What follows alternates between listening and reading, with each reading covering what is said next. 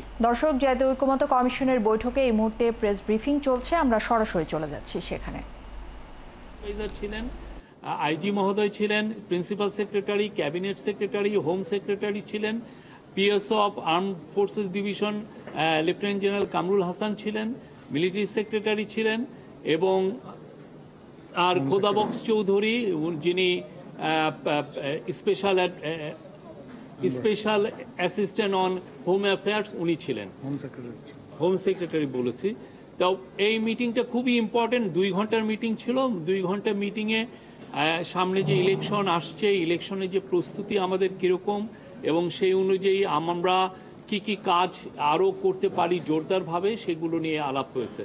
প্রথম ছিল যে কোঅর্ডিনেশন বাড়ানো, আর্মি, পুলিশ এবং গ্রাসরুটের যে লোকাল অ্যাডমিনিস্ট্রেশন, এদের মধ্যে কোঅর্ডিনেশন বাড়ানোর কথা বারবার জোর দিয়ে বলা হয়েছে, এবং এই কোঅর্ডিনেশনটা লোকাল লেভেলে এবং এটা একটা ন্যাশনাল লেভেলে, দুইটা জায়গায় খুব দ্রুততার সাথে এটা কোঅর্ডিনেশন বাড়ানোর বিষয়ে জোরদার করে বলা হয়েছে।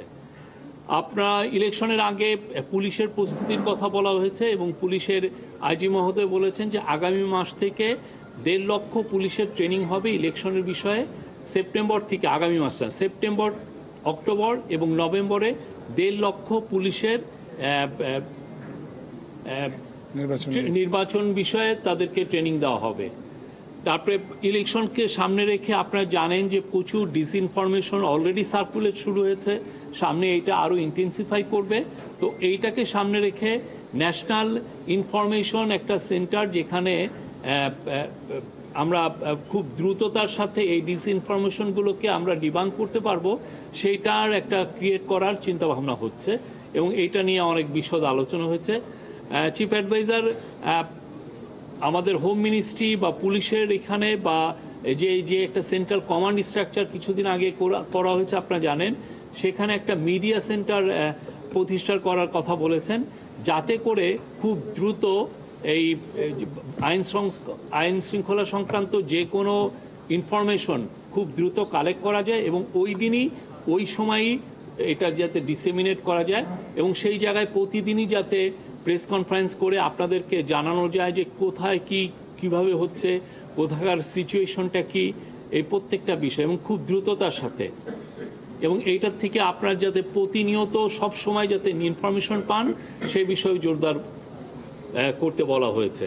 এবং এই বিষয়ে প্রফেসর ইউনূস বারবার বলেছেন যে এই পুলিশের যে কাজগুলো অনেক ক্ষেত্রেই মানুষের কাছে আসছে না, এই একটা ইনফরমেশন সেন্টার বা একটা মিডিয়া সেন্টার না থাকার কারণে।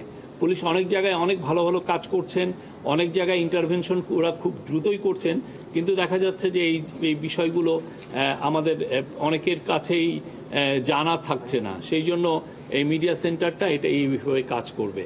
আরও অনেক বিষয়ে আলাপ হয়েছে, আমার যিনি ডেপুটি প্রেস সেক্রেটারি আছেন উনি আরও একটু বিশদ বলবেন। ধন্যবাদ।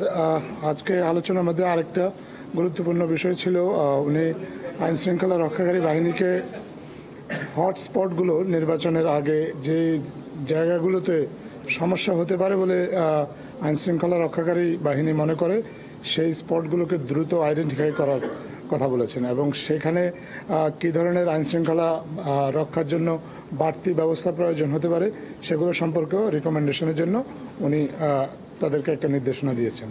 বিভিন্ন জেলা পর্যায়ে আইনশৃঙ্খলা রক্ষাকারী বাহিনী কোঅর্ডিনেশনের মাধ্যমে একটা সিচুয়েশন রিপোর্ট যেন কেন্দ্রীয়ভাবে পাঠানো হয়, যাতে করে সরকারের ঊর্ধ্বতন দায়িত্বশীল যারা আছেন ওনারা যাতে বুঝতে পারেন যে একটা গ্রাউন্ড লেভেলের সিচুয়েশনটা কী, এবং সেই অনুযায়ী যাতে পদক্ষেপ নিতে পারেন। এই জন্য সিচুয়েশন রিপোর্ট কেন্দ্রে পাঠানোর জন্য আইনশৃঙ্খলা রক্ষাকারী বাহিনীর যারা যেসব বাহিনী আছেন সবাইকে উনি একটা নির্দেশনা দিয়েছেন। আজকে প্রশাসনের রদবদল নিয়েও আলোচনা হয়েছে। নির্বাচনের আগে আপনি জানেন যে প্রশাসনে একটা রদবদল আসন্ন, এই রদবদলটা কী প্রক্রিয়ায় হবে সেটা নিয়ে আলোচনা হয়েছে, এবং সে বিষয়ে কিছু সিদ্ধান্ত হয়েছে। মোটামুটি এই হচ্ছে আজকের আলোচ্য বিষয়। এর বাইরে যদি এখন আপনাদের কোনো প্রশ্ন থাকে না, আরো দুইটা বিষয় সেটা বলছি। একটা হচ্ছে যে আজকে US ambassador, US charge affairs Tessy and Jacobson আজকে প্রফেসর ইউনূসের সাথে কলন করেছেন।